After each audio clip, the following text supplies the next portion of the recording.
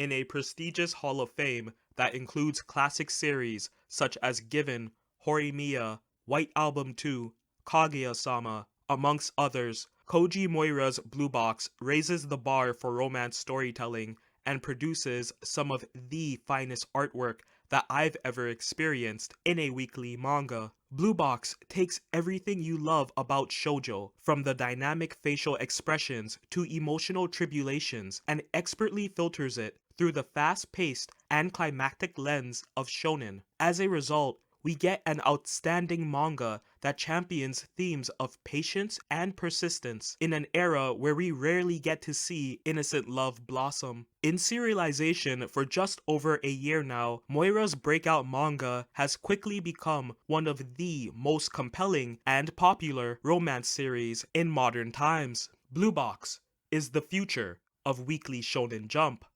Taiki Inomata is a 9th grader who joins the badminton team at Ime High School. The son of an athlete, he attends open practice early every day at the school gym. However, there's always one person there before him, Chinatsu Kano, an older girl that plays in the mold of Steph Curry, who is the Robin on Ime's varsity girls basketball team. In a surprising twist, she's already popular and well respected amongst the other students. Chinatsu's even primed to take over the reins of her team after the next nationals. Taiki is enamored and vows to work extra hard at his sport in order to be seen as worthy of Chinatsu's friendship. But in a more transparent twist, Chinatsu ends up moving in with the Inomatas. Her mother is a close childhood friend of Taiki's mom, which leaves the door open, literally, for Chinatsu to be housemates with her hidden in plain sight crush. The strength of Blue Box lies in the development of the relationship off-rip. Most shoujo and romance suffer from a lot of pretty pages and fluffy moments, but there isn't progression with the relationship.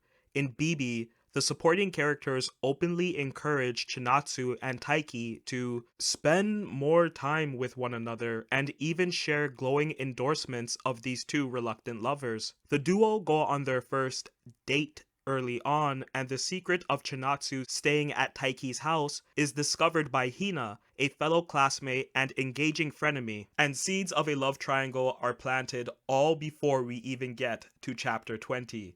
In this manga, characters aren't afraid to speak their mind, and Moira is giving us a story that has brisk pacing and a fresh approach to a modern manga romance. Koji Moira is able to blend together so much of what I love about shoujo and shonen so goddamn well, but there are some lumps. The artwork is crisp, digitally enhanced, and modern. At times, it can be too unsettling and sharp. Blue Box often looks cold, and retrospective reviews will probably indicate how of its era it looked. This could ultimately be a bad aesthetic choice. See Attack of the Clones. There's hardly any shading at all. It is a very bare manga at times. However, the watercolor style of the color pages and the choice of pastels for tankobon covers are stunning. Moira's artwork is so polished, you would expect this output to be coming from a veteran mangaka. A technique that Koji Moira often uses are slanted and angled panels, completely free of speech, which focuses on the profile of a character, saying something profound for that moment. Every time she utilizes this device, I'm so engaged. Each glance from these characters is able to invoke such strong emotions within the reader, and it works super fucking well. I'm going to go out on a limb and say that Moira is inspired by Masakazu Katsura. A lot of the character perspectives that I see in Blue Box are very similar to what I read in Video Girl. And I have to give it to Moira. Her past works have shown an aptitude at drawing fan service. Check out her one-shots. You'll last more than one shot. So the fact that she purposefully avoids drawing any of her characters as sexy as she's capable of, instead leaning on the strength of the aesthetic and storytelling of BB, is applaudable. Blue Box reads like a contemporary Karekano, which is probably why it's so incredibly good.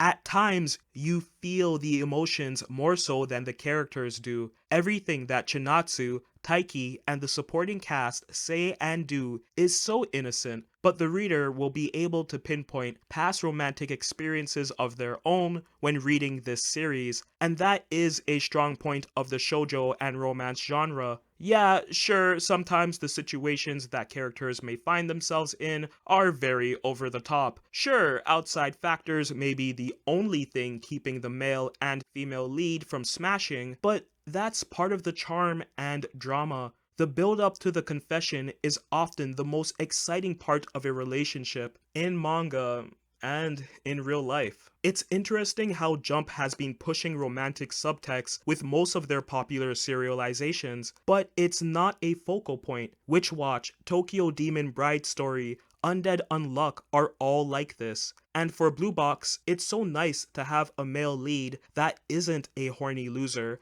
and a female lead that isn't a walking sexual harassment case. I hope we see more of that. I've grown tired of exaggerated muscles and BBL waifus.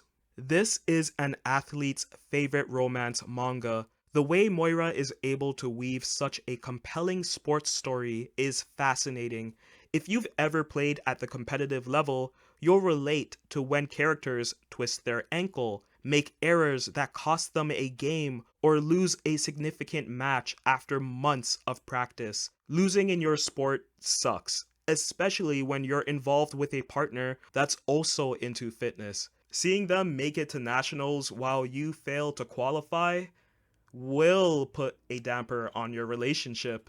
There's also a strong depth to the characters of BB. During points in the manga, Chinatsu acknowledges her lack of femininity. She is a very realistic manga portrayal of a jock, a tomboy. There are many color pages with her looking pretty girly, even sexy, but in the chapters, she rarely shows off her feminine side. I hope this gets explored a bit more in the anime. It would be refreshing to see a female lead in a popular Shonen Jump series go through this sort of inner conflict. But that's not to say we don't have typical romantic tension. We do, with a twist. I truly love Hina's character. She breaks the trope of unrequited love by being very forward with finding out the extent of Taiki and Chinatsu's relationship from the jump. Who's gonna win? Long hair or short hair? Speaking of which, every shoujo and romance trope you would expect is in Blue Box, but it's very fresh. Maybe because it's being processed through an obvious shonen filter, the pacing feels exactly like other modern battle shonen actually. Compare how a manga, like Witch Watch, while episodic in nature, builds up to future plot points with its apparently slice of life setting. BB moves just as quickly. Monotony starts to set in around chapter 40-ish, and you'd expect Moira to pivot. She does, but does something unpredictable. She starts introducing shonen tropes. Up until this point, Blue Box was a shonen romance that utilized shoujo art and writing devices, but it never leaned on any of the shonen tropes you'd expect from a high school romance. The author introduces separation, distance, and boundaries by having Chinatsu move out of the home temporarily when her mother returns to Japan. Subverting the absentee parent was a good move here. Hina becomes a legitimate rival for Taiki's love during this time of space. But that's not all. After weeks of hinting in the manga, Moira makes good on her threat, and a third girl of contention, Ayame Moriya, enters the fray. She's in the mold of a typical harem character. Ayame is even bolder than Hina and is not romantically inexperienced like the other characters so far. Ayame's maturity towards physical expression and dispelling gossip is a welcome change from the passivity that we've endured so far. I get a sense of prime Mizuki Kawashita from the recent developments, actually. I'm not a big fan of the misunderstanding tropes that have recently arisen though. That's a very dated shoujo romance trope, and I think that's one of the reasons why shoujo is dead.